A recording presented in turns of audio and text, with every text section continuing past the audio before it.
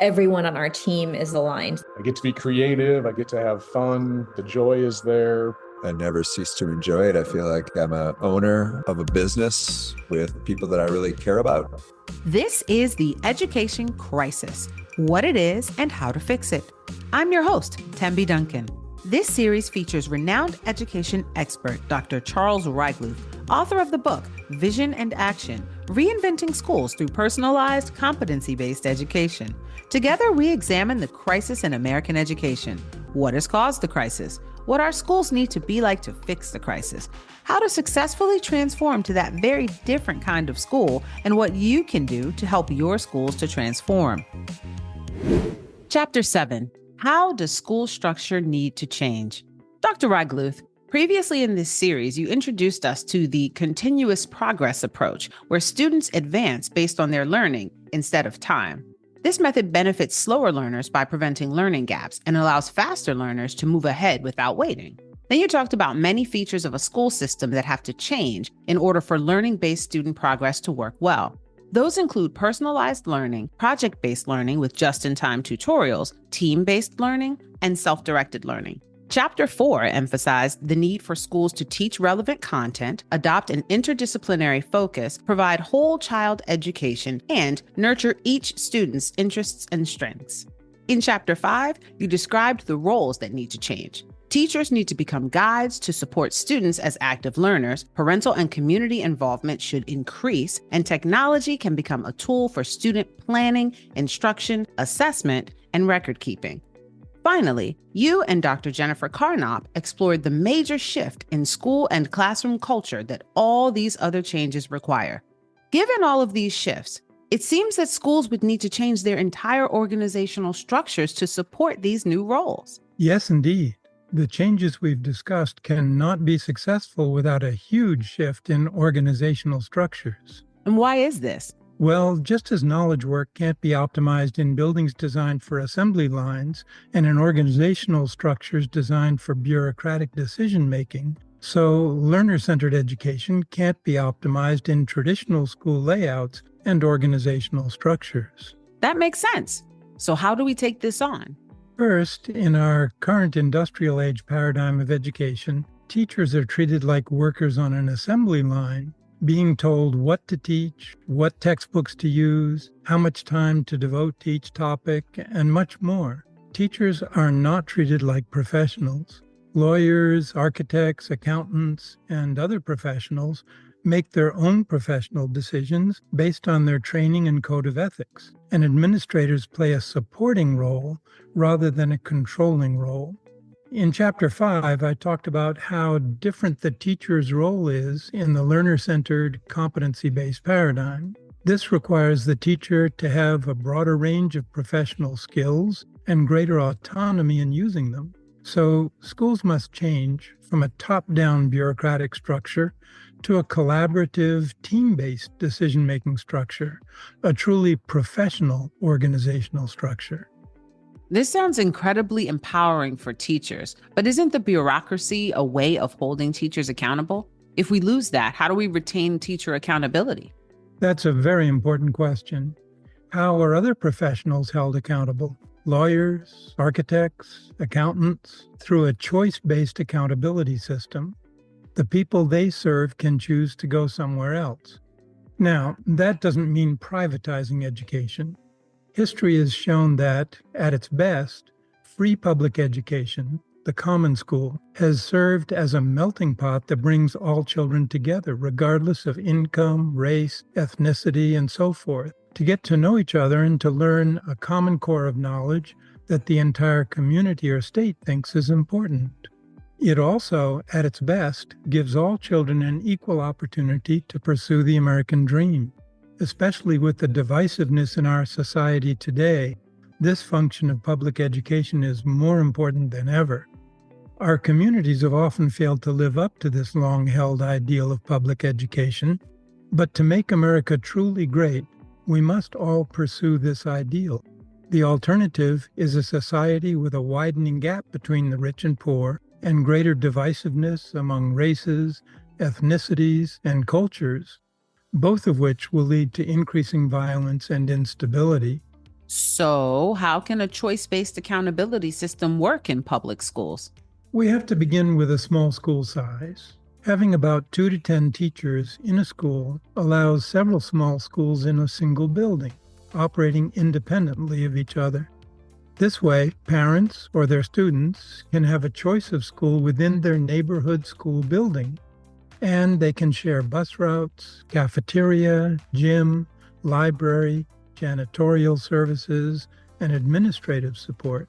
So there's no sacrifice in economy of scale. For new school buildings, imagine the hub of a wheel with one small school at the end of each spoke. The hub is the shared facilities. Now, small school size allows teachers to run their own schools without a principal, with just an administrative assistant, like other professionals do. The administrative assistant can even be shared by other small schools in the building, thereby not sacrificing economy of scale. Now, this small size also helps create a personal, caring school environment in which everyone knows everyone else. So, how does the choice work? Well, students or their parents choose their small school from among several choices in their local school building, unlike in the current paradigm. And the funds in the school district follow each student to whatever school they choose. The budget is not managed top-down. The district office only decides how much money follows each student. The amount varies depending on the student's age and special needs, and the teachers collectively manage their own budget, as is currently done in over 120 schools nationwide that are called teacher-powered schools or teacher-led schools. But it's important that schools not be allowed to reject any students. If more students apply than there's room for in a small school, students are chosen by lottery, subject to diversity criteria set by the school district board. If a school, like an architectural firm, is not attracting people, it will have to reduce the number of teachers or even cease its operation. This gives the teachers an additional incentive to collaborate with parents. Other, more successful schools could hire those teachers or not, depending on their qualifications. The district has an incubation office that helps new schools to start up when a team of teachers is interested. Many new schools spin off from an existing school, so small schools continuously come and go, adjusting to the changing needs of the parents and community, subject to the values and policies established by the district school board.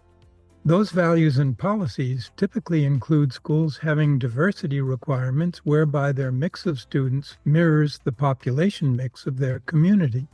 Hence, industrial-aid schools' bureaucratic accountability through high-stakes tests, sanctions, and firing is replaced by choice-driven accountability because students stop going to a school if it's not meeting their needs.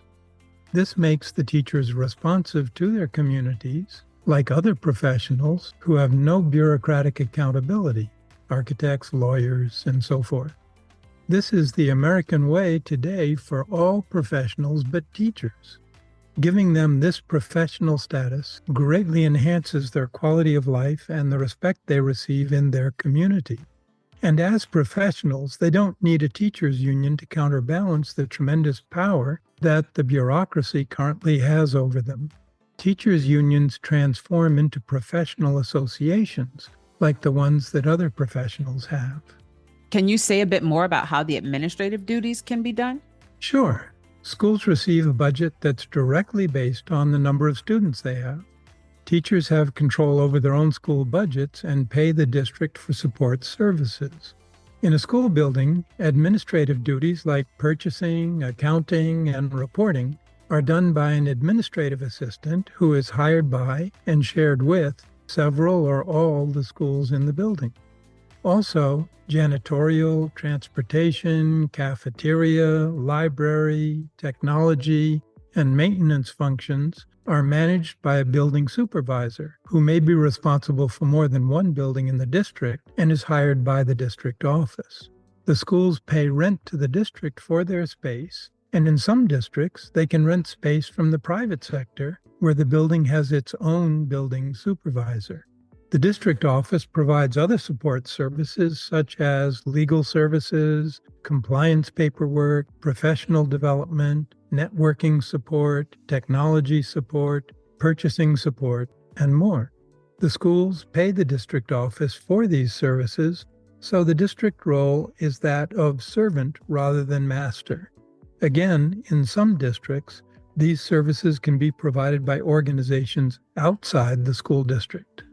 That's interesting. But how does governance work? The district school board's responsibility is no longer top-down control of the schools. The students and parents, not the board, hold the schools accountable.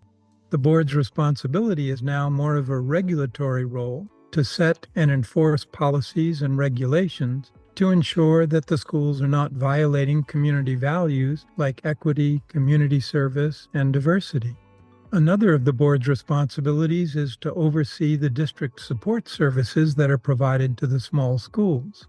This includes constructing new buildings, renting space to the small schools, maintaining the buildings, and so forth. In some school districts, the schools are allowed to hire those support services from organizations outside the district. Another responsibility relates to taxes. The board proposes tax rates, subject to voter approval, collection of taxes, and allocation of the tax money, such as deciding on the amount of money to follow each student to their school, and amount of money for the district's governance role and its incubation service.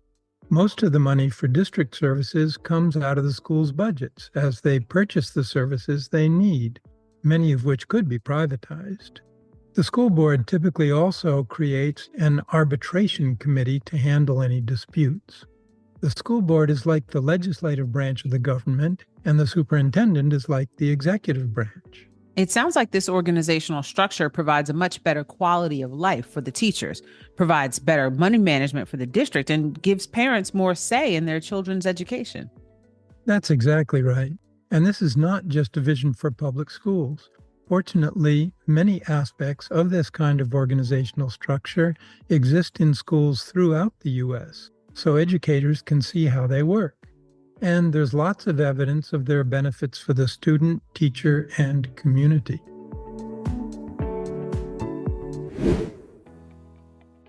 We spoke with Orly Friedman and Nikita Katan in the Redbridge School in San Francisco, California.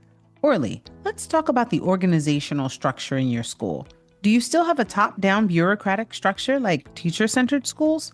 We do, but we also try to replicate the student experience. So just like students have one-on-ones with their learning guide every week, all of our teachers have one-on-ones with their manager every week. So there's a lot of dialogue and back and forth in terms of being able to share ideas and brainstorm ways that we want to innovate. And so there is definitely a lot of collaboration, probably way more than you would find in a traditional setting in terms of how we set up the structure and community. That really sounds more like a team-based organizational structure in many ways. Do your teachers have much agency regarding what to teach and how to teach it? So what we provide as a school is a suggestion for how teachers structure their blocks. So if it's a math lesson or a work habit lesson, we recommend starting it in a certain way, spending a certain amount of time on like group discussion versus independent practice. But then beyond that, how and what is being taught is largely at the discretion of the teacher. We do have a scope for each of our core subjects that teachers are responsible for covering, but they can figure out the specifics of how they teach it. Our school model is so intentionally designed that we spend a lot of time ensuring we're aligned as a whole team on what the different elements of the model look like and how to implement them in a way that the school functions and is on the same page. And then in terms of the actual how it takes place within the classroom on a day-to-day basis, that is something that teachers have a lot of agency in figuring out and bringing in creative ideas of theirs and implementing those ideas. That's a more professional model than you typically find in the traditional paradigm of education.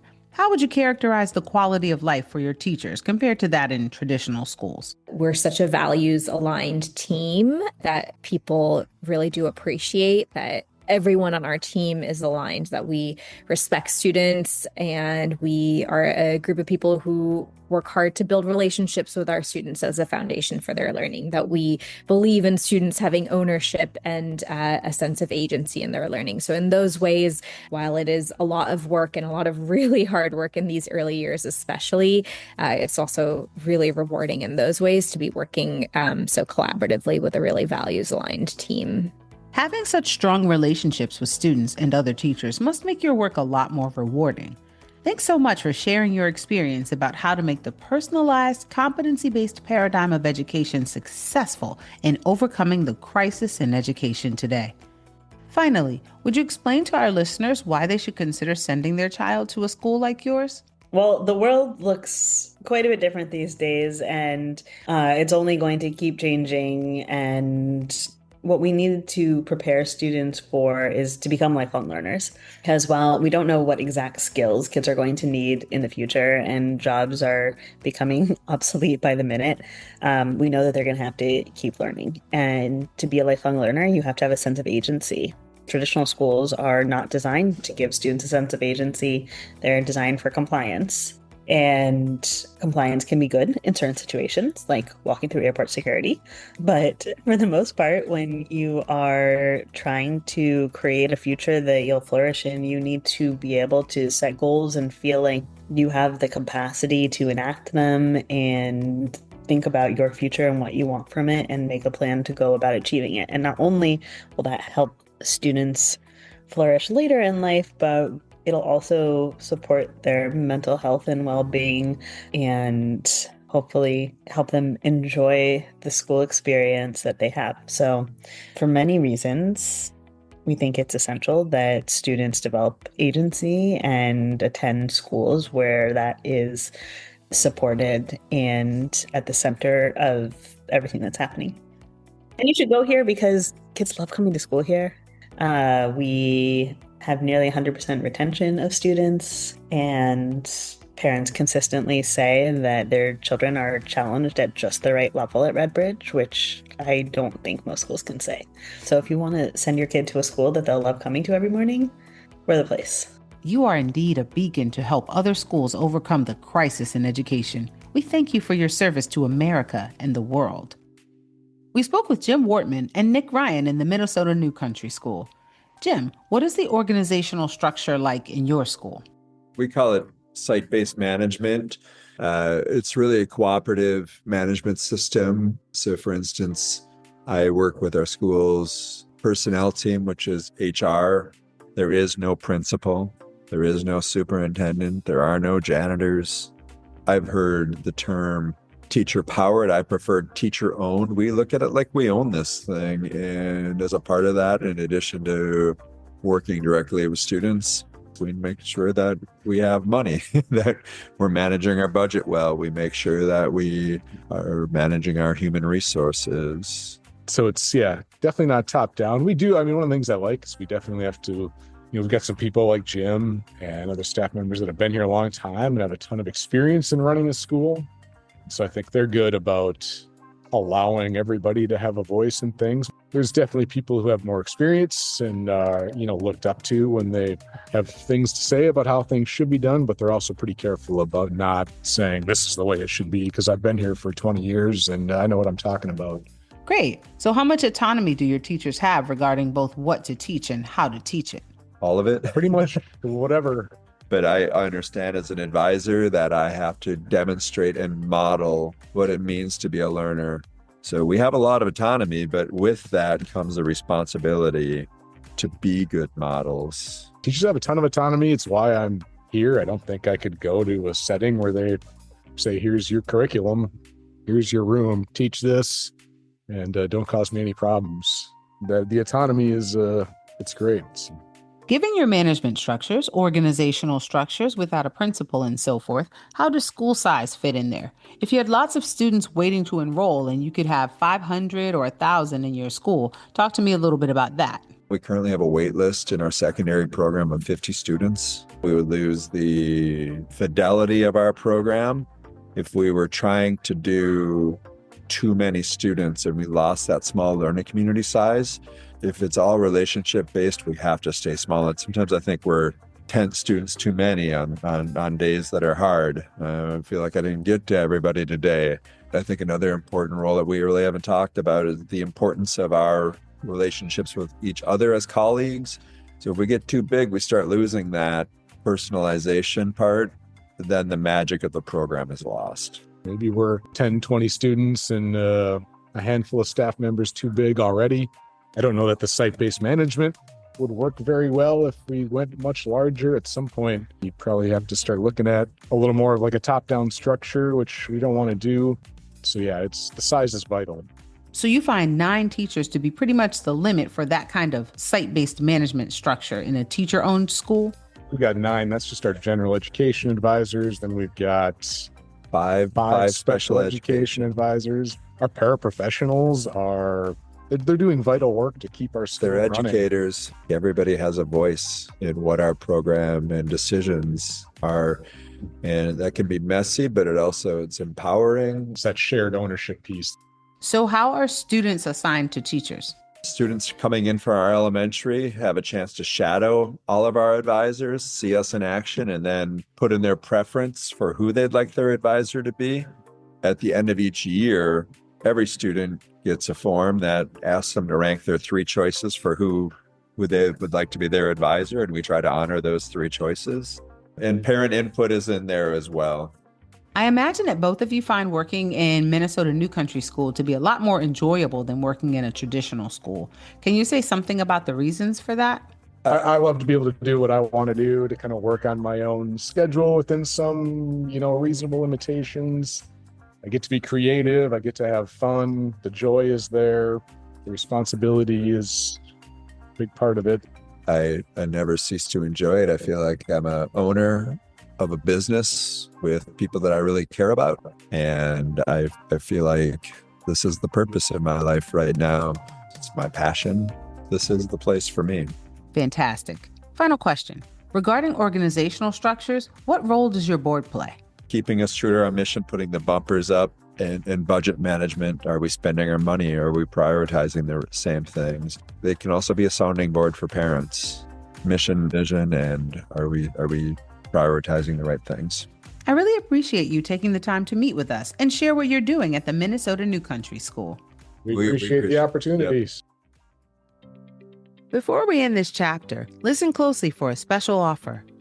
Listeners of this podcast receive 20% off Dr. Reigeluth's book, Vision and Action, with the exclusive code VA20 when you order directly from solutiontree.com. This offer is only available for a limited time. Visit solutiontree.com to order your copy today.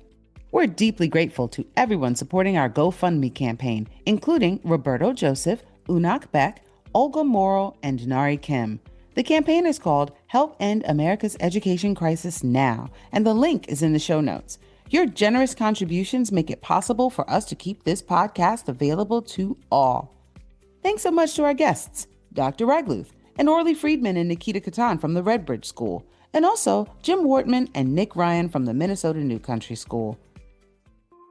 That's it for Chapter 7 of The Education Crisis, What It Is and How to Fix It. I'm Tembi Duncan, and remember, the future of education is in our hands.